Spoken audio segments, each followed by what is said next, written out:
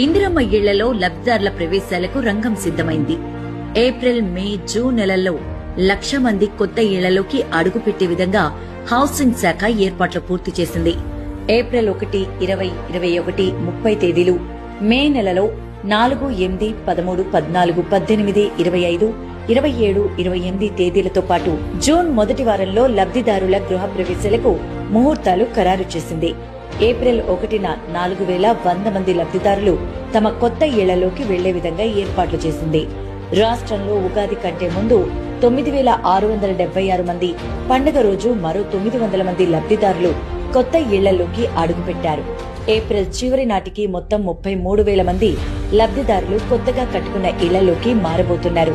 గృహ ప్రవేశాలు చేసే లబ్ధిదారుల సంఖ్య మే నెల చివరి నాటికి 60,000కు చేరుకునేలా ఏర్పాట్లు చేస్తున్నారు. మిగతా 40,000 ఇళ్లకు జూన్లో ముహూర్తాలు నిర్ణయించారు.